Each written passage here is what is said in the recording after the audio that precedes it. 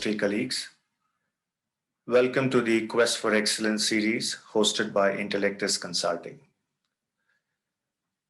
In this new episode, we will feature another new interaction with one of the industry business leaders who has had sizable experience, especially in both the realm of consulting, strategy, digital transformation, and commercial excellence.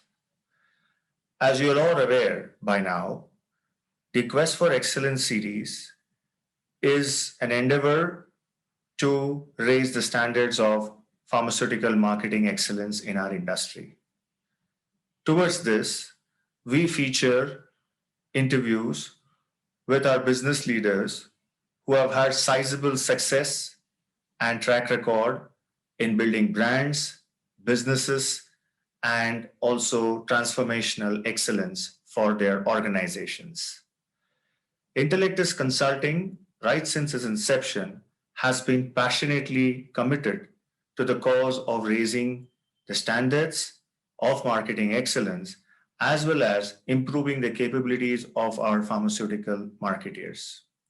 Towards this, we believe that the learnings which you would get through these episodes would help and establish and go a long way in building the fundamentals of marketing as well as commercial excellence for all our viewers. The domains on which we aspire to focus our interactions are leadership excellence, marketing excellence, strategy excellence, brand building excellence, and commercial excellence. Today, our guest is someone who brings in a very fine blend of not only the consulting piece, but also the understanding of business operations, and he's presently also driving digital transformation and strategic marketing excellence in his organization. Our guest for today is Mr. Sumeet Chandna, who is the head for commercial excellence, digital transformation, and strategy for Cipla Limited. Sumeet is a chemical engineer from IIT Delhi and an MBA from IIM-Bangalore. He spent almost 7.5 years with Ernst & Young in his first assignment as a consultant, advising life sciences and chemical industry clients on strategy, transformation, and also other major projects. After having worked in the consulting side of the business, he decided to join the life sciences industry and had a reasonable stint of about 4 to 4.5 years with companies such as Jubilant, as well as Cadila Pharmaceuticals Limited, and also Dr. Reddy's in business head vertical roles. Presently, Sumeet drives strategy excellence, commercial excellence, and digital transformation for Cipla Limited. It's our pleasure to have Sumeet be a part of this series, and I firmly believe that there is a lot that one can learn from his rich experience. So let's have and get on to the interaction with Sumeet. Right. Thank you so much for coming and agreeing to be a part of our series. Sumeet, we are interacting for the first time, but I really appreciate your kindness, as a business transformation leader. I was very keen to have you on our series because I have heard a lot about you. I have also seen your interviews and the kind of very, very forthright positions that you take, especially on certain, contemporary issues facing our industry, like digital marketing, commercial excellence, etc. So I only thought it fit to have you. So I was very much, curious, because I have seen very few colleagues in the industry who've had, academic pedigree from Ivy Leagues like you. IITs and IIMs, which is the best combination. And of course, you joined consulting like Ernst and Young, spent about 7.5 years, and then you decided to join the life sciences industry because you were already consulting with life sciences. So I assume probably it would naturally gravitate to that. But besides that, any specific reasons that kicked you up and said, I want to probably look at life sciences, pharma as something as a starting point? Um, yeah, so there has been. So see, Shailesh, I am a chemical engineer from my Right, basic qualifications, and having done it from Ivy League College, IIT Delhi, right, and then not pursuing chemical engineering as a career, always stayed back with me. And when I did my MBA, and then again was looking at other jobs, it was always the back of my mind. You call it guilt or you call it whatever. But I was always attracted towards the industry where I have my primary education. Um, yeah, so that was one reason why I was drawn towards the sector. And that also helped me that in consulting I chose to focus on this sector. And naturally, as a consultant you get a lot more exposure to driving change from outside. And right. Shailesh, as you have been a practitioner yourself, you would know that driving change from outside is so different from driving change from Yes, inside. absolutely. When you see it from outside, you can only do a certain level of impact, and then you're left wondering as to what will happen because the internal dynamics are not in your control.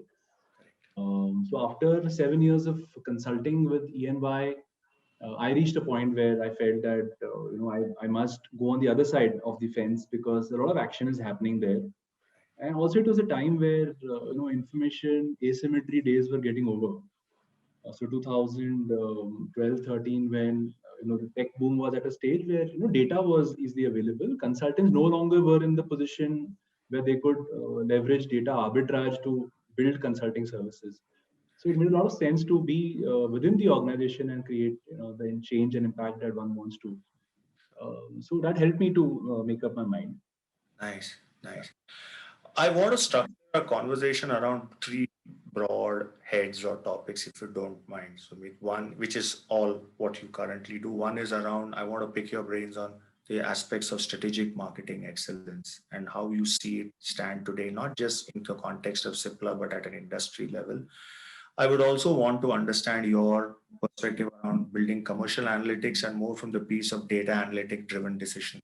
Why the industry is still kind of hesitant or is not making strides as it should be, like say e-commerce or probably FMCG. And the third piece, or the last part, time permitting, is subject that I know is close to your heart, which I've heard you before as a speaker, is the digital transformation piece. Would that be all right? Would that be okay? Yeah. So let's dive into the strategic marketing excellence piece, Sumit. And very often, I see that there are a lot of, when I consult with clients, I coach brand managers, brand management teams, and you also head up that function, thanks to your experience. There are a lot of gaps which brand managers typically exhibit in the strategic part of the business and marketing function, right? So when you talk about making strategic choices, life cycle management strategy, or talking about things like portfolio optimization, insights generation, they're found wanting as compared to the other nice tactical doable stuff that really doesn't get the dollars, but it's just about a few pennies. And I see this across the board. I mean, whether it's well-built multinationals, Indian, what do you think could be the reason, and where do you see this? How can this get fixed? Because is this a problem you also encounter in your organization? It's something I wanted to, and what do you do about it? So, Shailesh, let me remain at the industry level first, Absolutely. because as you said, this is an industry level challenge. Right. And I think for just too much time, pharma industry, branded generics particularly, has thrived on relationship-based marketing, where as a function, marketing always was not at par with sales, right? So that has been the historical context of pharma in India. Um, and that also explains why the tactical nature. It was never strategic enough. Um, well, there were always exceptions, and there are many case studies of very big brands being built well, but then they are far and few. You can just count them on your fingertips. Um, so that's the context and the environment in which it was always placed, and accordingly, I think marketing folks who generally who joined the organization were always not very sure what's the learning curve, and after a few years what next. Right. There was usually never much of a very clear cut career path early on. Of late, though, I think a lot of things have changed, Right. and thanks to the fact that I think first of all, thanks to COVID, I would say, because content based, content led brand building, is a new concept for the. It has been there in bits and pieces, but the shift from relationship based marketing to content based marketing has only happened recently. Right. And so the importance of marketing, the relevance of what digital or direct communications can do to customers, that potential is still being scratched from the Right. surface. Right. That also explains why marketing as a function is only gaining more and more prominence. See, end of the day, either you can build sales volumes through sales levers, or you can introduce new brands, or you can build existing brands. Correct. Yeah, so you've seen the market has hit there's an extent to which you can increase volumes through sales levers. There's an extent to what you can have new introductions, and there's been a drying up of that for long. But to build existing brands, remains as the largest lever which is unutilized, because you require marketing to drive that. Sales cannot do that. Exactly. Um, and so all of these things coming together during COVID, it definitely seems to be a step change for the industry. A lot of shifts in terms of roles, careers. I've personally seen a lot of people who have moved on to larger roles because the value of marketing is better understood in their organizations, and Cipla is no exception. So I think that shift is happening across. And I think the adding to that is the whole digital sphere, which makes the communication accessible to doctors instantly, and your ability to test marketing conditions a lot more faster than Right. earlier what the non-digital world would allow you to. Right. But I guess there are so many other industries which have walked this path and are much ahead, like consumer products, that many of those shades are yet to come in pharma. Right. Don't know how long that will take, but definitely that shift is slow. And Shailesh, I think is just that the old levers have served the purpose for so long Right. that there is an inertia at all levels. Mm. Um, Whether you call it, customer digital maturity is not at that level, Right. or simply the pharma companies don't have that, digital maturity. Either way, one can put it on any one side or maybe both the sides. But there is a need for change agents to come in, shape that ecosystem and the behaviors. Right. So naturally, COVID is doing that. But Right. once things go back to near normal, Right. uh, a lot would have already changed. Whether we Right. like it or not, whether we are prepared or not, it would have been changed, and that's the new reality towards which I think most pharma companies are trying to gear up to. All right. All right. How important do you think, Sumit, is the role of, because of, as you said and you alluded to, in terms of marketing could do much more, right, for our industry? How do you see the role of leadership, senior leadership driving the agenda of marketing as a function, right, at all levels? It's not just a CEO level, but also cluster head, VP, because if he's strongly and strategy driven or marketing driven, the agenda gets diffused down. And rather than just having a sales guy who's bringing in, clocking in those numbers and has become by virtue of his performance at that level. And second, do you strongly believe that mentoring as a conscious effort in the marketing realm for our industry, like many other industries which I am aware of, is also something that can be, looked at and hastened to build more marketeers, effective marketeers? Is that what do you think? Is there a possibility, or what do you have to say? For your organization to survive, Shailesh, it is critical that it happens. Yeah. But no, naturally, I'm sure at every level, why just Yeah. marketing, coaching and mentoring in all these functions is required. And yes, it makes hell of a difference if the leader is asking the right questions. But I think in general, prioritizing and bring driving focus, is something which, if the BU heads and the senior leaders help do, that itself is a big deal. I think the larger problem for marketing has been that we are expected to do too many things in too little time, Hmm. really not able to give the attention to what is important. So our attention is always towards what is urgent. Hmm. So that transition, of course, will come when the leaders are asking the right questions and staying, being consistent with what they started off. Right. Um, However, I think the need of the hour is not stability right now or consistency; it is agility. It's actually Considering correct. that the context is changing. In when the context was same, then having consistent strategies and building brands would have been the right thing. Right. But in today's world, I mean, just being on top of what is relevant in terms of scenarios and working towards them is what I think the marketers are struggling with. And I think that because there are so many unknowns, so Right. for example, we are not so sure how much remote detailing is going to stay. We are not too sure what are the characteristics of a doctor who wants to consume digital content much more than others. How do you launch new brands without physical interventions? um, you know do Can I build customer journeys when I don't own the data, and I have to rely on partners, so I end up doing only customer touch points but I'm unable to build journeys.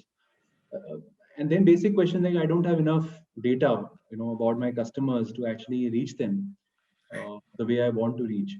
So I Right. think to solve for all of that, there are a lot of other interdisciplinary work that is required. Analytics you touched upon.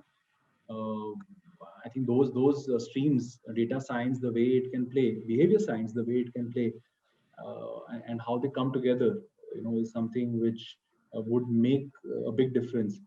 So I would say, because of COVID, the context is no longer what traditional marketing always required to focus and be long term focused for the big brands. It's gone beyond that, and probably the change is happening faster than what the pharma industry is prepared in that context. Nobody had envisaged how COVID could impact, Right. and that is impacting the way brands are. I mean, so for example, within our organization as well, when you see performance of certain brands, many a times we are also not sure why the brand did so well. So you are surprised many a times, and many times you're disappointed because you are way off from what you had thought. Correct. And we are all way off in many of our plans, and that's where the question is that we probably don't have the right frame anymore Right. because of the context that's changed so much. Right. Right. One of the things, what I also gathered when I talk to business leaders and heads like you is that the performance metrics has obviously changed quite substantially what was in the pre-COVID era and the COVID era. So the classical model of call frequency, call average, efficiency-driven model gave way to the effectiveness model in terms of adoption shifts. The adoption curve is the early majority. All that has gone out of the window. And now you have a very volatile, a VUCA kind of a world in the last 15, 16 months, where simply, as you said, you're not able to track customer journeys. You're just doing some touch points. You don't know whether remote detailing will work. There's an overkill on webinars. So how is this whole piece getting handled? Do you think the marketers are able to do this, or they're just kind of fiddling and trying a trial and error? What is your take on it? Because this is really a very difficult time when I talk to, because and that's what we need, some kind of a clarity, is if you can. I mean, if I don't know. I don't have the answer, honestly. yeah, There are experiments that are happening. Of course, there is conviction behind them. And if you have done some pilots, then that strengthens conviction. So we are all going with that right now. right, And I think there's a way to go in terms of the quality of data and basics. right, So what you are saying is probably still next level. There is a lot of groundwork which has been missing historically, and hence a lot of catch up in that sense. So right, companies which have done a good job of having the basics in place can build on it. correct, Um, but yeah, I think there is a way to go there. But I think it should definitely, the use cases should be simple enough to pursue. Too complicated and a few far-sighted use cases, in our view, don't yield much. You should be able to resonate with it intuitively as well. right, And I right, think that's where companies like our company is trying to focus on doing fewer things but doing them right and doing them well enough and take them Excellent. to the right scale that you can see the impact of that. Right. So what you're essentially saying is doing the right, do it small number of things, but do it effectively enough so that you can impact and you can cause it at scale is what you're saying. Right, right. Because see, there are Okay. too many variables out there. So when you do too many things anyway, you cannot control all variables. When Right. you do fewer things, you can at least control a few and assess the Right. remaining, and Right. that helps you strengthen your conviction, and you can fund them appropriately. Right. Right. I come to the second piece, Sumit, which is the piece of commercial excellence, which is again is something which is very hot, which has been a hot subject in the industry, but many companies across the board have different understandings and connotations around the piece of commercial excellence. The multinationals get it in a very different way, whereas if you look at the Indian organizations, the large and the well-built emerging ones, look at it from a Salesforce excellence standpoint, or some of them look at it from an analytics standpoint, some of them look at it from just an efficiency. So my question is, we have been hearing a lot about the big data piece, the analytics piece. How do you see marketeers, especially brand managers, marketing heads in our industry, use this data analytics piece well enough in brand building processes and taking decisions on their brands? Because this is something which is inevitable. It's going to move in that direction, is what we see. But still, there is a lot of inertia or sluggishness. What's your take on it? What do you think about it? Yeah, so Shailesh, data can play a role in at every level: marketing, business decision making, all of that. Um, but I think there is too much. I mean, at least what I sense from after talking to people around is that there is too much emphasis on, uh, building your own data with your Right, customers, which is unfortunately difficult to scale because we have to recognize that the customer behavior is not something you can influence, but you can definitely follow the customer wherever he is going. Um, so there is a lot more need to rely on partners than what industry seems to be prepared for. okay, Well, what it means is to let go of a lot of control that you so desire in the relationship. And important to recognize that there are parts of the relationship which you want to keep as core, but then there are parts of the relationship which you have to let other somebody else form. Um, and that's a natural way. And as incumbents in the industry, I think the sooner we recognize that, the easier it is for one to build the new future. right, Otherwise, we end up holding on to what we think is ours and traditionally was ours. So how can you allow somebody else to come in? right, So that perceived sense of loss is very high for large organizations right, when it comes to data and it comes to relationships. I think there is a need to come around that, and okay, whatever it takes, I think organizations such as yours can play a critical role right, as neutral bodies to make people understand right.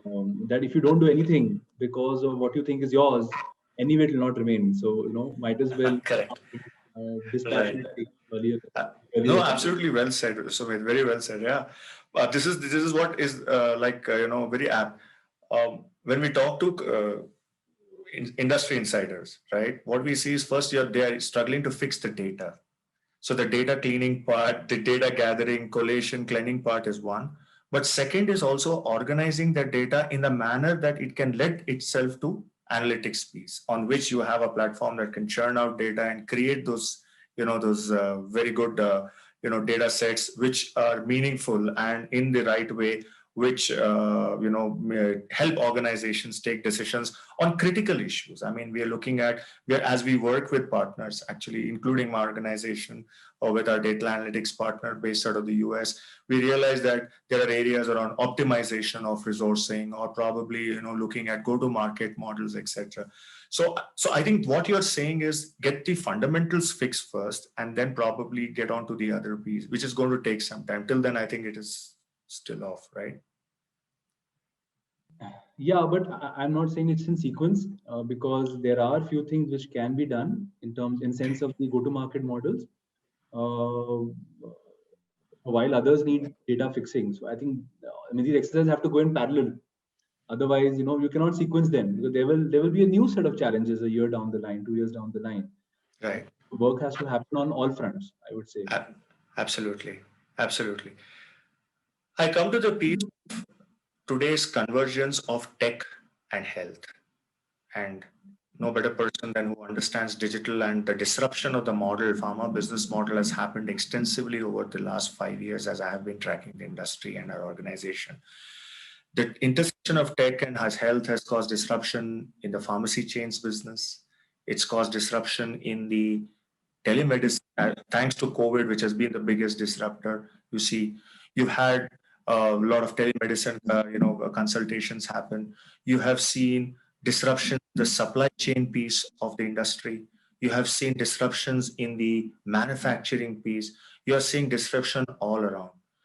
My question, Sumit, is with so much of disruption and nibbling away at all parts of the piece, which is seen at various levels, how is this going? Where do you see this? I mean, the standard business model of pharma has totally, is undergoing a transformation, and digital obviously is playing a large piece. So, how do you see this panning out? I mean, because pharmacy chains are today 3 to 5% of our overall industry, and they are big. They have significant leveraging power. Now you see consolidation happening. You see consolidation happening at the supply chain disruption level. How do you see all this? And this is inevitable, or this is the new normal? What's your message? I mean, how is this? Because when we speak to industry leaders, ho raha hai, ho raha hai, it's great. I would like to hear, because you are a person who puts the digital piece right up front there. Yeah. Yeah, so Shailesh, you said a lot of things that are getting disrupted. Um, uh, I think at the heart of it, the center of gravity is shifting from the doctor to patient. Patients are wanting to control their health a lot more than before, and the role of doctor exists. Um, but I think it is getting more and more functional. It was a very emotional relationship earlier between patient and doctor, slowly getting more functional, because there's not everything that a doctor can solve for, and there are other stakeholders in the ecosystem which had to come in the fray, and they have come in the recent times. Um, Having said that, if the fundamentals are there, that you need to be closer to your patients as much as possible, you'll find ways around it. And whether it is through e-pharmacies or from the distribution consolidators, or with the doctor community at large, one has to keep it simple enough that it can be executed at a smaller scale, solved for, and then scaling up will be a tech nightmare. But I think the use case has to be very, very clear. What are you solving for there? Are you shortening the are you improving the length of therapy by improving patient compliance through what you're Right. doing, Absolutely. or you are reducing or you are improving the chances of repeat follow-up from patients to their doctors, or are you massifying, taking from a specialist to a generalist? So if the use case is clear, then it's a matter of time how you crack it. uh, and then the other factors that are around us will remain, and I think it will remain in a flux for times to come. We have big players entering the space, and one has to probably find ways to come closer to the value network that's around us, rather than stick to our own value chain. I think that's the message which I also found this phrase pretty interesting, that we are not looking at our value network enough. We are still concerned about me, my customer, my patient. But there are so many Very, other players around which the network needs to be formed. And the early right. on that you start collaborating, the better for the organization. Very well said, Sumit. Very well said. You have been a passionate advocate of digital transformation, and I have heard you say, when I've seen in various forums, pharma has been, honestly, and I truly believe that has been a laggard in a way to adopt digital till it was thrust on us thanks to COVID. The physician community was always digitally savvy, I believe, because when I used to interact, they would do everything on Medline and everything. It's us that were not moving. And so we think it's a great thing that now, we're doing.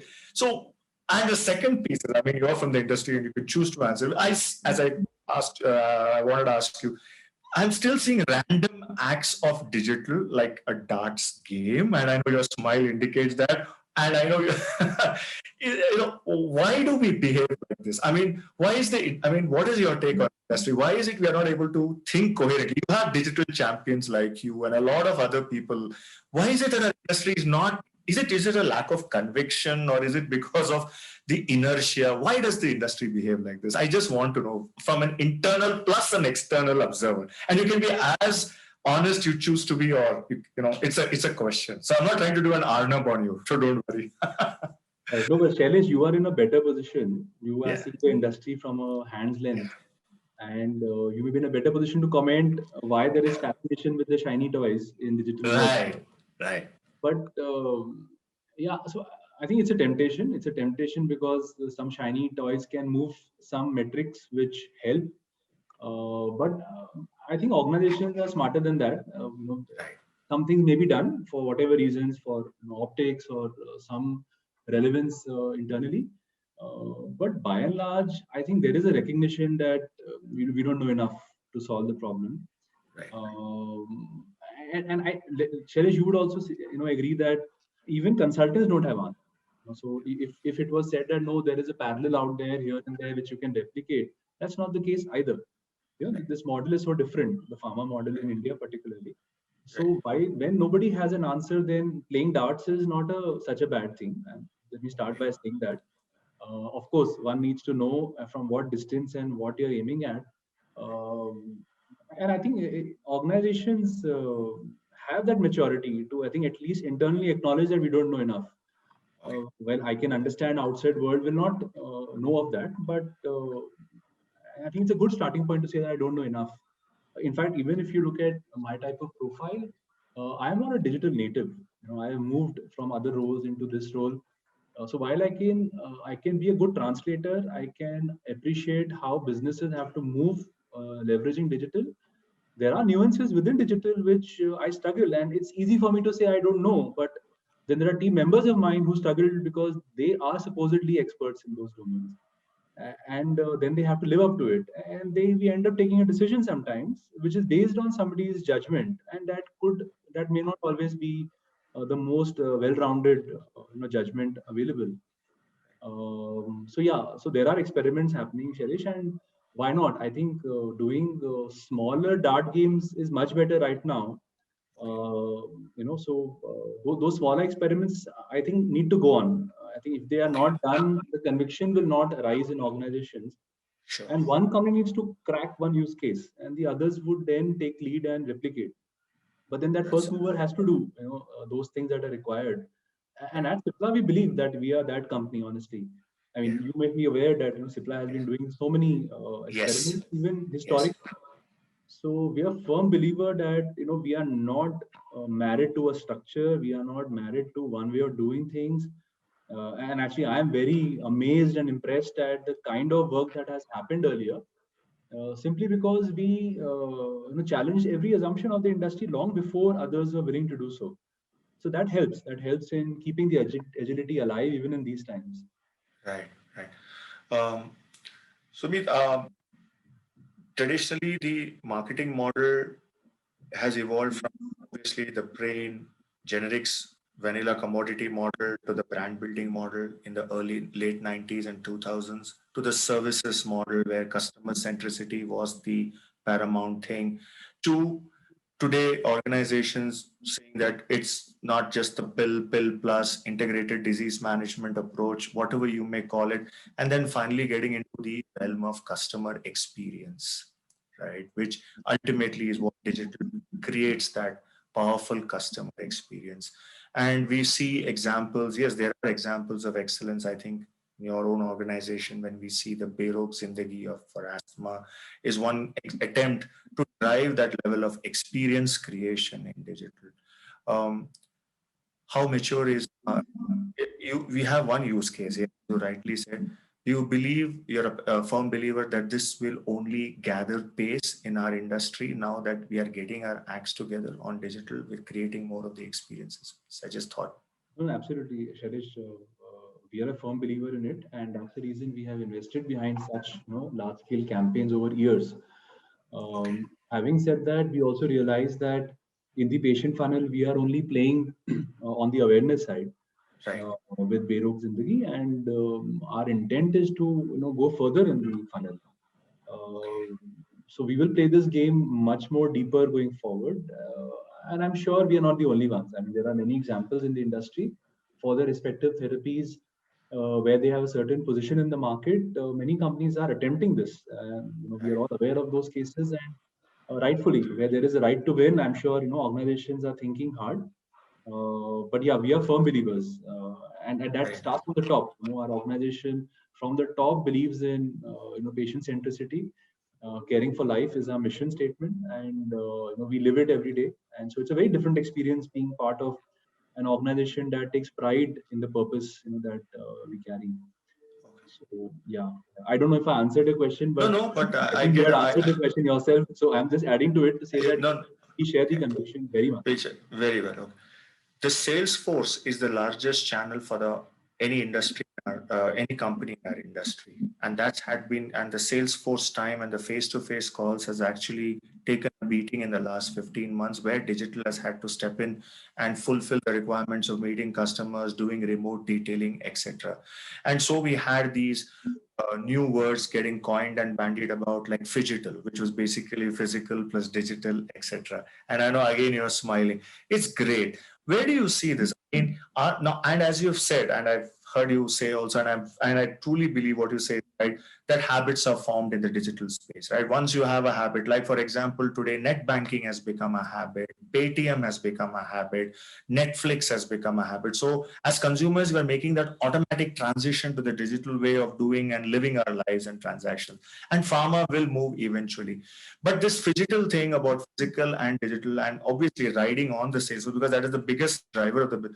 Do you think once these situation lands to normal, will it again come back to physical, or you think no? I think the behaviors now, such customers are comfortable doing the digital piece. We are comfortable. How do you see that panning out over the next, say, 6 months to a year? Just your thoughts around it. Shailesh, I don't have. I'm not sitting with a And crystal ball of crystal gaze. ball, yeah. But, yeah, so it will not go back to normal for sure. That's I think given considering the extent of COVID impact we have seen and the times to come. How much will it come back to earlier times is anyone's guess. But I think most companies are prepared to be at least, let's say, a 40% impact of the whole digital wave that we are seeing during COVID. तो उतना तो impact होगा ही होगा. Yeah, होगा ही and होगा. that's a given. I mean, that's a given, and for which I think many companies are preparing themselves. Right. What eventually happens, nobody knows. But if you just look at simply, Shailesh, the demographic profile of doctors that shifting, the number of doctors passing out, from college, I think there is a rapid shift in the demographic profile itself. Forget Right. about other behavioral shifts which are happening for all age groups, etc. And the penetration of mobile phone, 5G coming in from Reliance. I think all of these environmental shifts are only accelerating this Yes. whole shift. So Right. there is little question around how to extent of it. So yeah, but I think still there is this word phygital, much used, abused over this period within the industry also has been a concern, because sometimes phygital is seen as a magic wand, which it is not. Yeah. I mean, in fact, in one ecosystem itself, getting insights and driving behavior is tough. But if you're having a physical infrastructure elsewhere and digital infrastructure elsewhere, combining the two and making sense is a separate ballgame. Uh, so I mean, we are trying to decipher it at a little more basic level first, yeah. And it's a journey. I mean, this is not going back to normal days in any case. So whatever you build now Yeah. would be game changing for the industry, and companies which many companies may crack it in their own way. Some of them who think that productivity of doctors is the area where I want to use the digital approach. Towards some which want more number of impressions of their content to be created with their doctors, and because they're in different contexts altogether. Yes. Yes. Uh, there will be many winners, I would say, Right. depending upon therapies. But yeah, the tech problem is yet to be solved. It requires a lot more investment, there is still an expectation of magic somewhere around the corner, which I think needs to go away. And digital is underrated in the long run in most cases, and in the short term, it's the opposite. So there's a lot of high expectations to turn around. But I think we have also, as an organization, evolved around it, and we have seen success with our field forces, enabling them digitally in these times, having to improve their productivity in this interim, to now directly engaging with doctors and seeing value of our investments. So there is a deep conviction, Right. and that helps to take some of this work forward. Right. When you say that there is a deep conviction, yes, and I see that because as an organization you are committed to the cause, and that's there. But when you talk to peers, when you talk to colleagues, is this now getting into a area where yes, this is here to stay? So this is not a passing fad, but it is obvious that it's going to move into the realm of digital.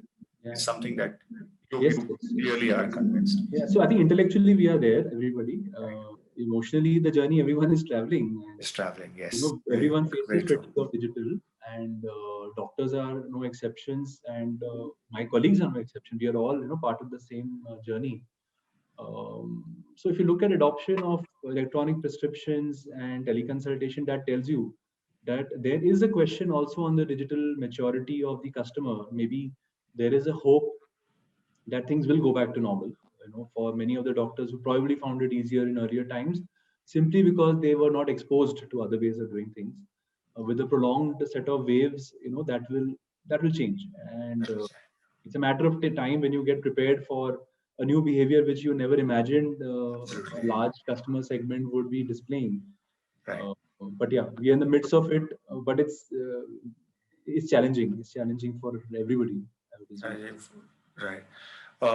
We're coming, and I have just the last couple of questions, Sumit, because this has been quite interesting, and thanks for your time. Uh, when product managers of the industry yesteryears used to be, evaluated and selected on certain skills and competencies set, right? Communication, strategizing, analytical skills, blah blah blah. In the new normal, what do you think would be the new skill sets that you believe, as an industry insider, that brand managers will need to adopt and internalize if they have to be successful in this new digital era? Anything else, any other functional skills you think are required?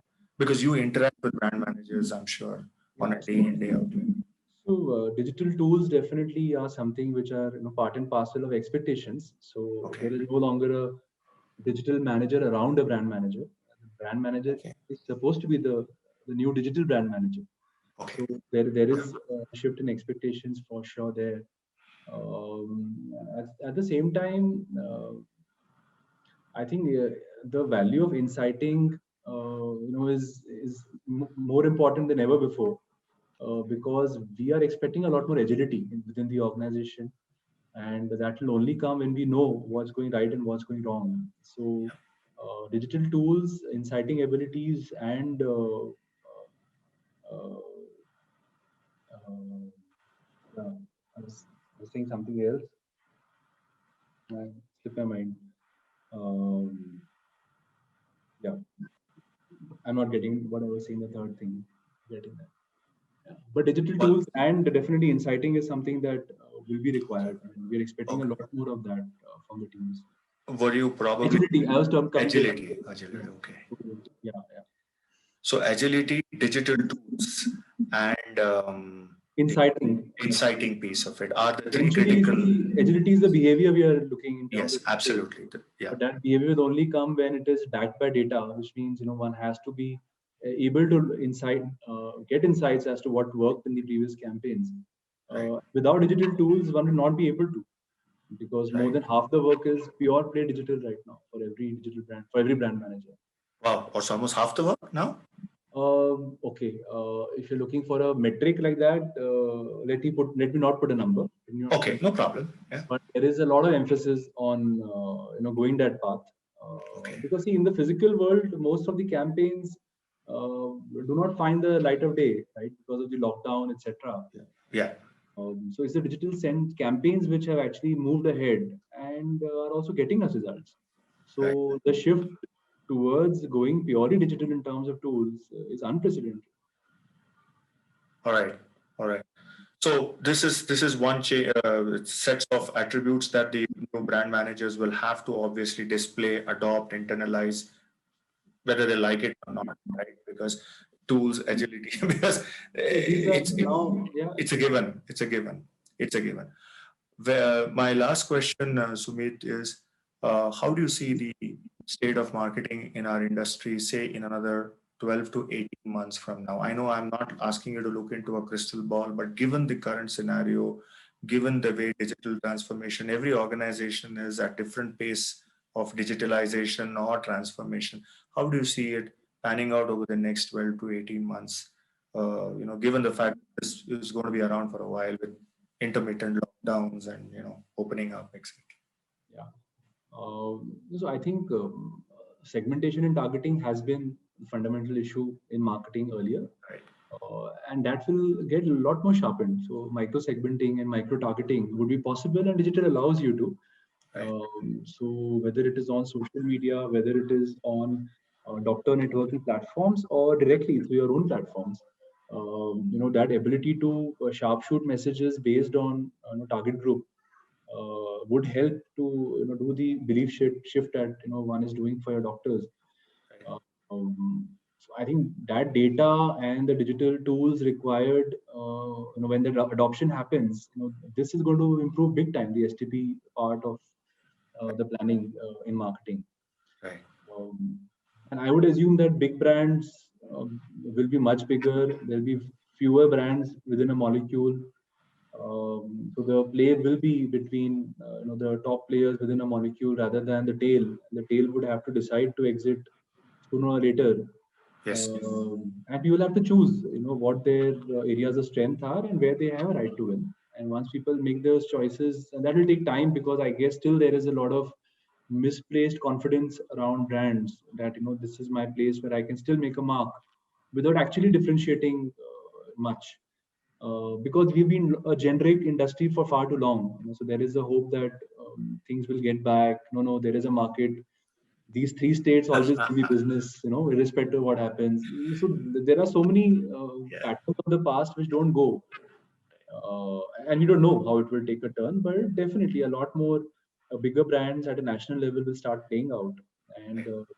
when the bets are bigger amongst the bigger brands, then the adoption of little more uh, practices of other industries will come in, because the stakes are higher. The stakes are high. The Yes. stakes are higher because you have to now start choosing where you want to play. I think earlier people were playing left, right, and center and getting Right. modern results everywhere. No longer that game will work. So people have to make choices. I understand industry in the industry, a lot of smaller players also will get integrated. Consolidation at player level, brand level, is up to happen in the next few years, and all of that will give shape to the way marketing is done. Right. And just to round off our discussion, Sumit, when you were talking about the patient funnel, obviously in terms of the digital journey and touch point, is you only companies are looking at it from an awareness, but there's also a lot of work and opportunity to do it in terms of the adherence programs, in terms of in terms of diagnostics and in terms of other stuff as well, right? And I'm sure the work must be getting done in that place as well. Yeah, Shailesh, I would assume that any company serious about the therapy and a leader would look Right. at the entire funnel, and sooner or later, there will be announcements for each part of the funnel, because eventually we all want to join the patient journey. Absolutely. It's that it's not that easy to do it at scale, and Right.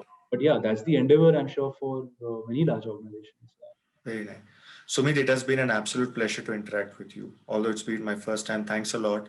I really enjoyed our interaction in its brief sense, because there were some questions which I probably put, which you were, you managed to answer very well. But all But the Shailesh, you have been a great host. You have been asking me questions which will only come from wisdom, uh, and you have asked them very neutrally.